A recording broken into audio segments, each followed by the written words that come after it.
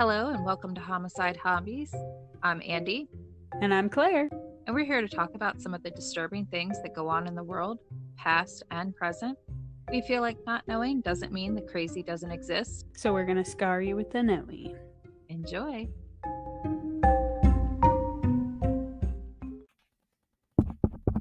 Oh, what do you got for us today, Claire? I'm sitting here like... Take two! What do you got for us today, Claire? Okay, Wait, maybe take three. have at it. So what do you got for us today, Claire?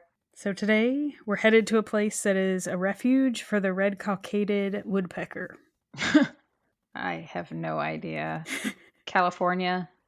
No, it's also a refuge for other endangered and threatened species, and also the home of Global Training Hub, also known as the Army Maneuver Center of Excellence.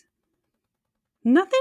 I feel like my smart Alex side of me wants to say Georgia because Dave is, Dave. Maneuvers excellently. Yeah. But I feel like that's just me being obnoxious, so... Well, go with your gut, because we're going to good old Columbus, Georgia. Are you serious? Fort Benning. Oh, shit.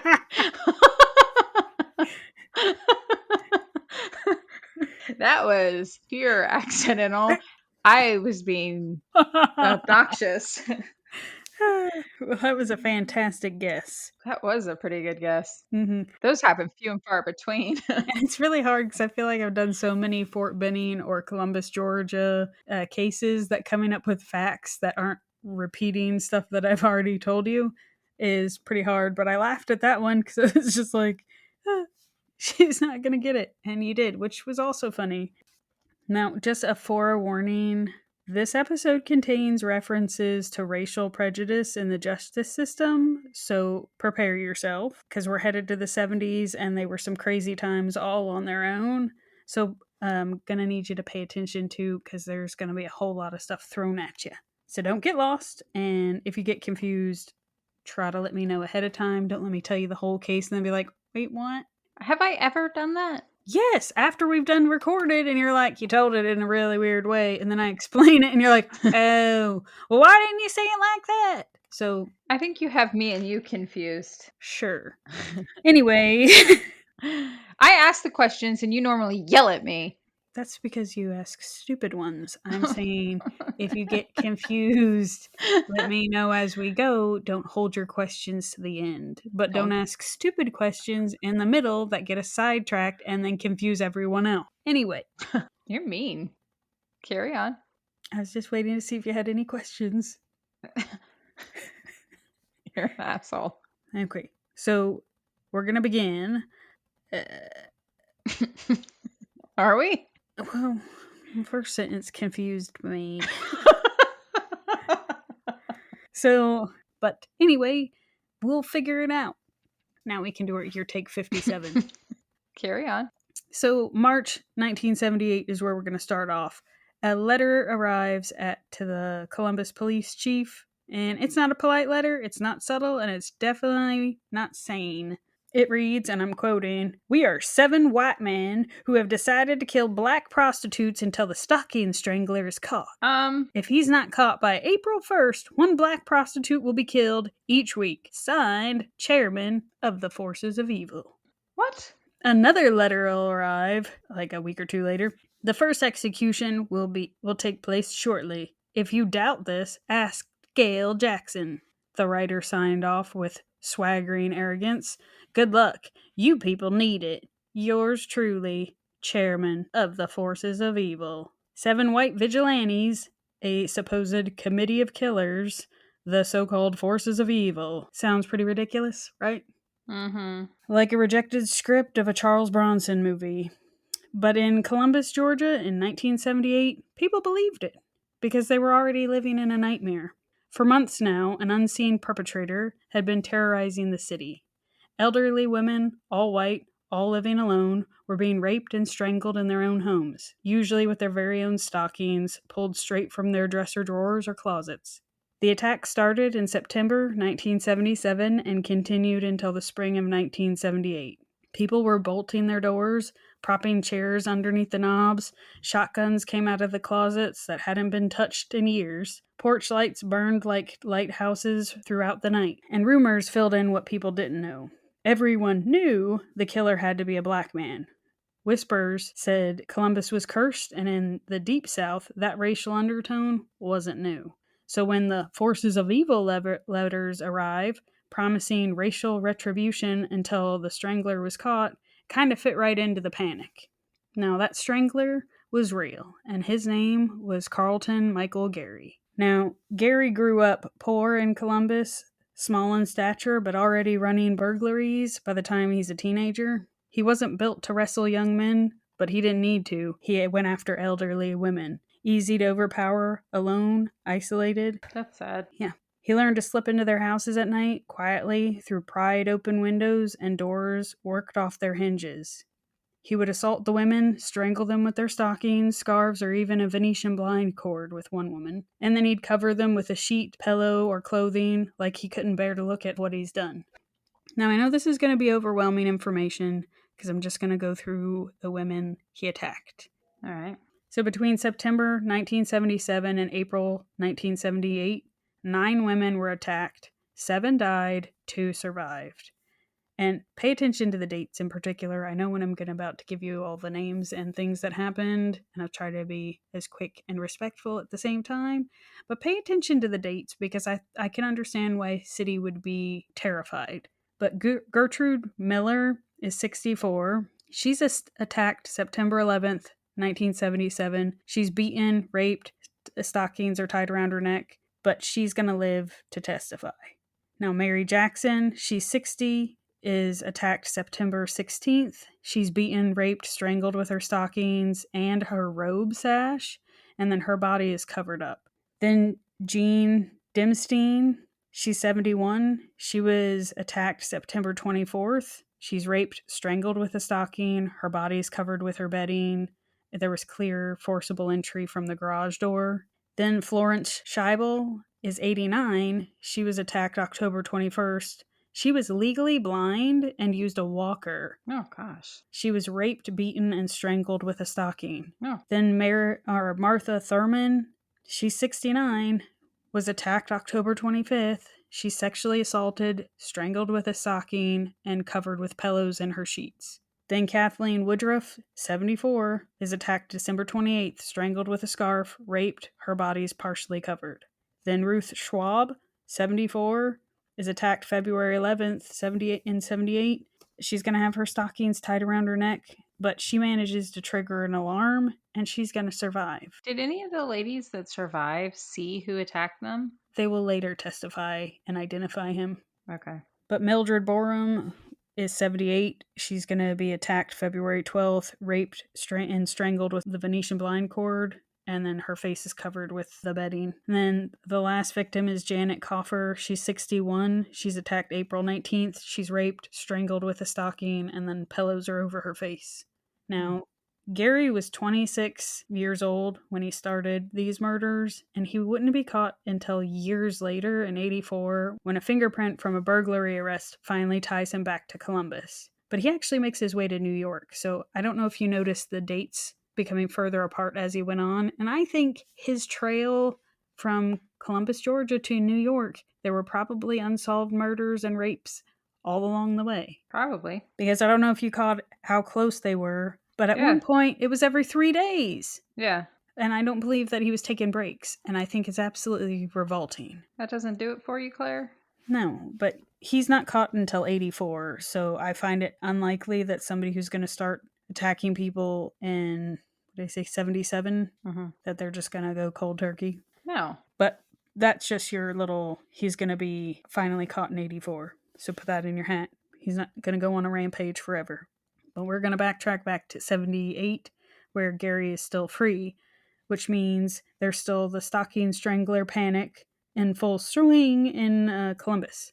And the city, as terrified as it was, didn't know the truth.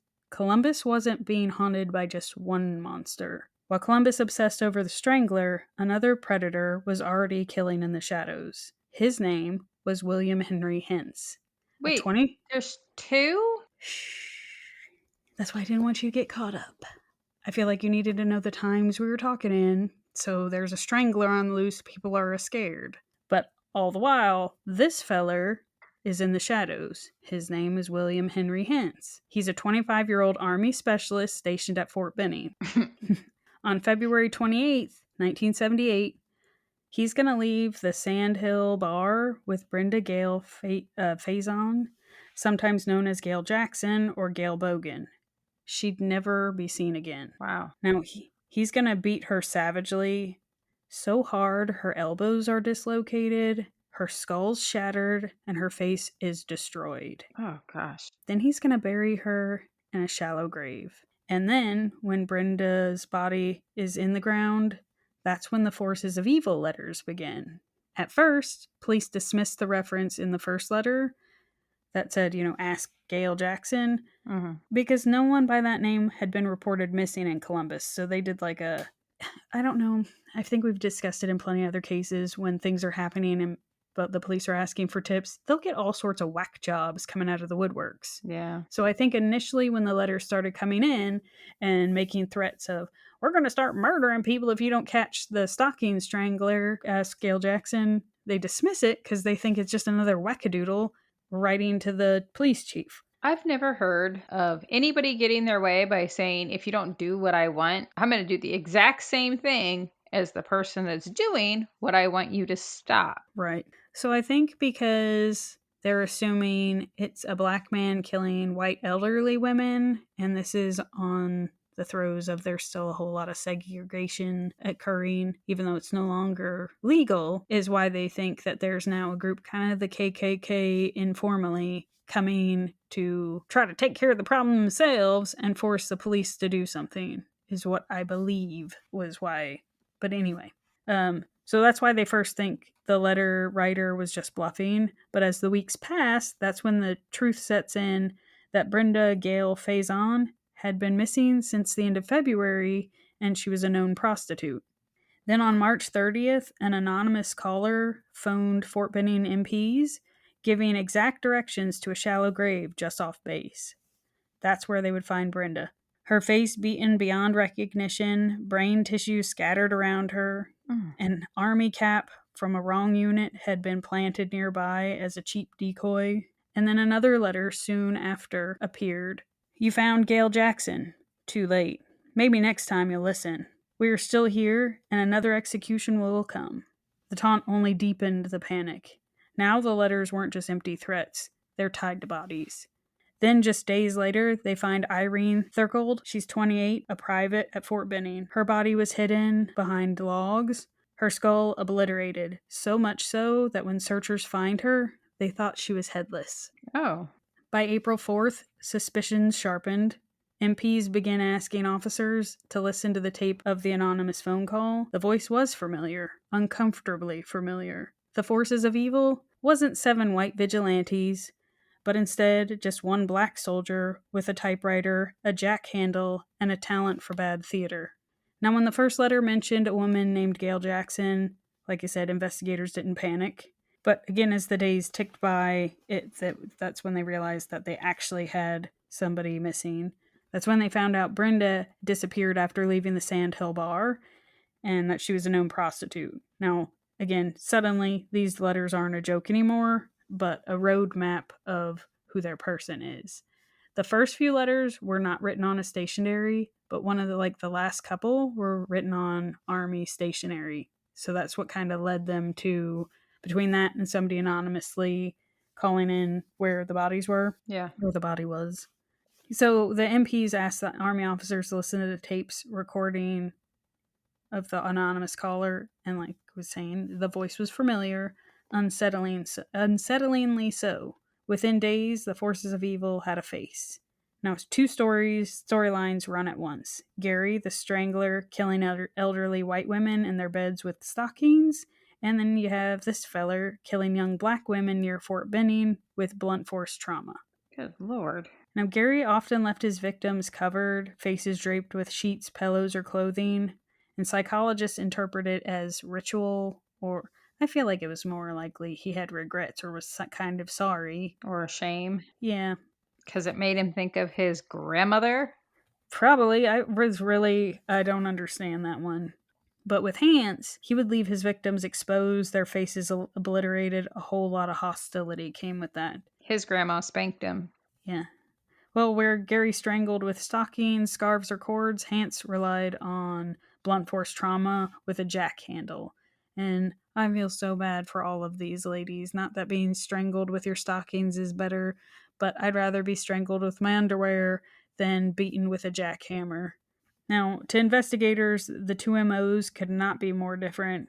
Yet to a city in panic, it all blurred together. It's just people are dying left and right in horrible, awful ways. Nobody's safe, whether you're black or white. Now, the hoax worked because it braided the two fears into one terrifying story. By signing his notes as 7 white men, Hance exploited what Columbus already half believed, that race was the center of everything. Because, like I was telling you earlier, Columbus in the 70s was a city with one foot in the post-civil rights present and the other still in the Jim Crow's shadow. Schools had only recently desegregated, churches and neighborhoods remained segregated in practice, trust in police ran along racial lines, so the stalking, strangler crimes, being a black man assaulting elderly white woman or women, set off every racial alarm bell. People were whispering, "We know what kind of man does this." Guns actually sold out. It's not a bad thing. Yeah, well, Hance knew this, and his letters didn't invent a fear, they borrowed one. A gang of white vigilantes killing black women until the strangler was caught. It sounded plausible because it sounded familiar. And the undertow reached the courtroom too. Jurors are later going to admit racial slurs were used in deliberations. Race didn't just shape the panic, it shaped how the story was told, who people feared, who people believed, and who paid the ultimate price. That's again why the letters worked, because it confused people. It played off the racial crap that was occurring. Sick. Not because he was clever, but because the ground was already tilled.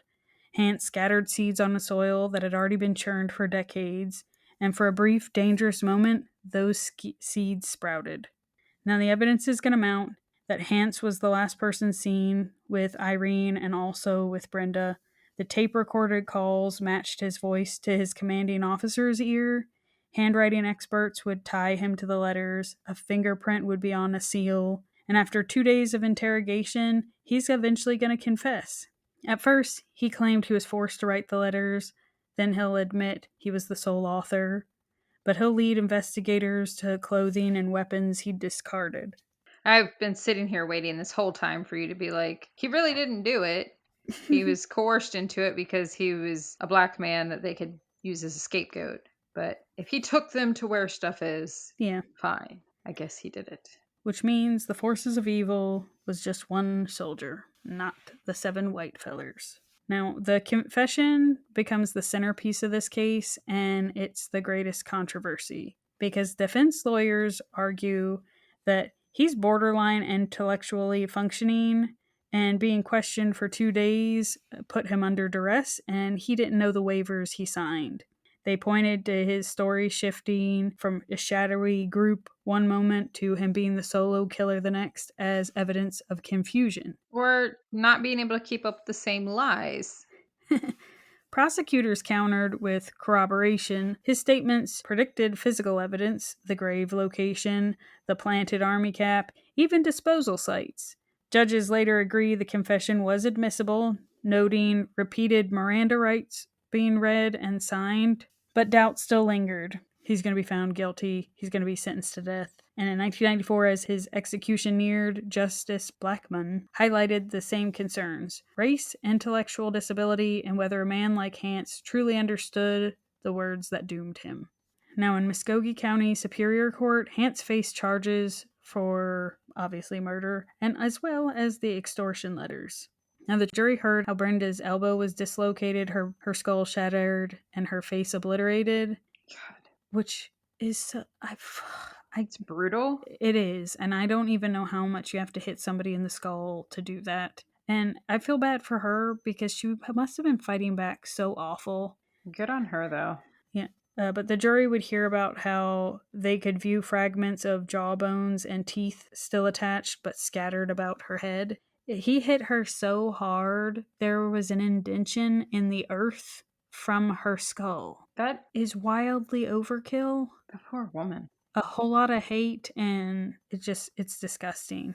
Now, the state is going to argue the murder was outrageous and wantonly vile. Wantonly? Yeah, I don't know. It was the 70s, Andrea. All right. I think that feller was thinking about his lunch still. Wonton soup. But aggravated battery inflicted before death. The jury's going to agree that it was just so outrageous and vile. And he's going to be found guilty and sentenced to death. Now, mind you, he's also going to be tried in military court. But the story, because the 2 soldiers that he killed on army property, so he's going to be charged in military court as well. Now, at the time, he was an army specialist, a cannon crew member in an artillery unit. Mm-hmm. He drank in the same bar as the victims and moved in the same circles, but I did try to look. It did not appear that they were in the same units. They just happened to cross paths with him, unfortunately. Now, in the end of his trial, he is going to be found guilty in military court. They're going to sentence him to 2 life terms. And I was kind of disappointed in the military for that one, because in civilian court, he's found guilty and he gets a death sentence for killing Brenda. Mm-hmm. They did tack on 5 years for extortion. But in military court, he's got the 2 life terms. I don't know if they were like, he's already going to be put to death for Brenda's murder. But I was under the impression that they try everything separately in the event something else is overturned. Yeah, that they've got him for other stuff. Yeah. But regardless, he's going to get 2 life sentences with the military. Appeals stretch through the 1980s and early 90s. His defense raises the same themes. He was coerced to confessing. He's intellectually disabled. There's racial bias in the jury deliberations. And the undertow reached the courtroom. Jurors would later admit racial slurs were used in deliberations. A black juror was pressured into voting for the death penalty, and even Justice Harry Blackmun, in a last-minute Supreme Court dissent, flagged the case as poisoned by race and intellectual disability. Because race didn't just shape the panic, it shaped how the story was told, who people feared, who they believed, and who paid the ultimate price. And again, that's why those letters worked. And you play into people's fear of race and what all that does. And it's not surprising that it should follow into the judicial system. But because of that, it's going to play into the appeals also. So then as his death penalty date starts to approach, it's going to start to do the clemency process being produced. In post-trial affidavits, one juror is going to admit hearing the N-word being used in deliberations. Another said a black juror who initially opposed the death penalty was told she'd better get on board. She better go along, or the other jurors would make her life miserable. Oh, well. Those accounts became part of the clemency file, but the courts ruled they weren't enough to overturn the verdict, and so they were left as a stain on the case that would never wash out. And I'll tell you, March 31st, 1994, in Jackson, Georgia, at 10:10 p.m., William Henry Hance was executed in the Georgia electric chair. He was just 42 years old. His last meal reportedly included fried chicken, french fries, and ice cream. He had nothing to say and no grand flourish, just the end of a man who tried to hide behind 7 imaginary white men and failed. Now, while his story ended in 94, the other shadow haunting Columbus, the stocking strangler, stayed unsolved for years. After the last known killing in April 1978, the murders had stopped. I say supposedly. I don't believe it. He went somewhere else, or he's in jail for something. But Carlton Gary drifted north using aliases, drifting between New York and South Carolina. He was arrested for burglaries, but not yet tried for the terror he'd left behind in Georgia. Then in 1984, during a burglary arrest in Albany, New York, investigators decide to run Gary's fingerprints. They match a print left at one of Columbus's crime scenes. That single fingerprint cracked the cases wide open. By 1986, Gary's back in Georgia, standing trial for 3 of the stocking strangler murders: Fern Jackson, Martha Thurman, and Kathleen Woodruff. Now, survivors, Gertrude Miller and Ruth Schwab, testified. Forensic experts pointed to bite marks, footprints, and the telltale pattern of stockings and scarves. Now, at the trial, the state leaned heavily on forensic bite mark evidence, claiming Gary's teeth matched marks left on victims, or on one victim, Janet Coffer. At the time, juries trusted that kind of science, but decades later, experts would call bite mark analysis junk science. Now, his lawyers argued he deserved a new trial. The courts never agreed. The jury convicted him, and he too is sentenced to death. Good. But his appeals are going to drag on for decades. Of course. Lawyers challenged the bite mark science, questioned whether DNA evidence could clear him, and raised issues of racial bias. Courts upheld the conviction each time. And March 15th, 2018, he's now 67. He's going to be executed by lethal injection in Georgia. He never admitted his guilt. So in the end, Columbus had two predators, and they both meet the same fate. Both executed, however, decades apart. I'd be curious if they reran any of the DNA evidence since he didn't admit to anything. It would be interesting. I just thought it was terrifying. Not that it's abnormal, because I think you've done cases before with like one of your long haul truck driver cases where it's just like, it's more than one person doing the things. And I shouldn't be surprised that it was in the 70s, but no, I shouldn't. That's your fault. That's what everybody's pastime was. Yeah. But I thought it was crazy, and I didn't see a way of telling you the stupid forces of evil, letter writer killer. You can't tell that story without the other feller's story, and I realize they're intertwined, and I hope it wasn't overwhelming for you. A little bit.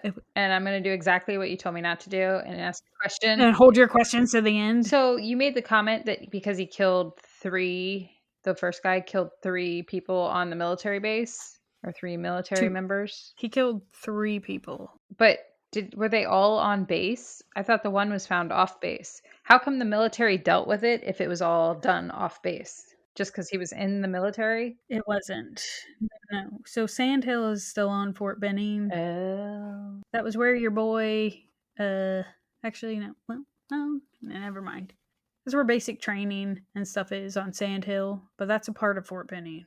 So it was the Sandhill Bar, which I don't think is a thing anymore. Gotcha. So the Columbus Police Department had found the one body off post. I gotcha. So that's why he was charged in civil court. I just thought it was interesting that the military handled the other 2 because they were on base and he was a soldier. I was just also surprised that the military wouldn't put him down. Yeah, I got you now. But I was also wildly disappointed in the other feller that he didn't get executed until 2018. That was way too long. I don't know why, but I thought he would have been older than in his 60s. If he was killing people in the 1970s. Oh, that might have been me and my dyslexia. 86. Oh. Hold on. How old was he? He was in his 20s in the 70s. No, 68. How many years? 1978. So he would have been 20 killing people in the 19... He was. He was exactly 20? No, so there's 40 years from 78 to 2018, and he was 26 to 28. So he's 68 when he was put to death. I think it's crazy that there were 2 serial killers at the same time. I think it's also wildly crazy that the one tried to pass it off as being a group of people. Yeah. Well, I don't know if you remember all the Fort Benning cases. I think they stick more with me. I don't know why, but I thought it was interesting that he tried to play on the racial issues at that time to throw him off. Because it did seem like something that could happen, because it's happened, maybe not with threatening, but like where the white fellers would get together a group and start taking care of it themselves. Yeah. I did think it was a little weird to threaten to kill prostitutes. I feel like they're going to be the hardest. People aren't going to report them missing as quickly as somebody who's not living a dangerous lifestyle. Just saying, I stumbled on that one and got confused myself because when I was like, wait, what? There were murders already happening? I don't know. The 70s were fucked. Anybody was lucky to have survived them. Yeah. Can I just say that I find it particularly disgusting a 20-something-year-old man is raping elderly women. That one lady was using a walker and was legally blind. Yeah. If that's not preying on the weak, I don't know what is. My Wendell feller. I did. It was Wendell because it was the 1940s, You still okay? can't convince me it was Wendell. So you can watch documentaries on him, so eat that. But Oh, excuse me, ma'am. Somebody needs a Kit he was Kat. going after the elderly women. There's something special, like extra special wrong with people who do that, because a little frail old lady, that gets your jollies off. I think it's their weak. Their crepey skin. No. Ew. I think the men are weak and Yeah. can't handle grown-ass women or someone of comparable size, so they go for someone older. And in reality, He went for a legally blind woman with a walker. you know what? Not to be the asshole here, but I'd rather it be an... I can't even leave this in here. Excuse me? But, dude, it's better than him going after children. Oh, fine. But it's just awful for these elderly ladies who lived alone. It's scary. Yeah.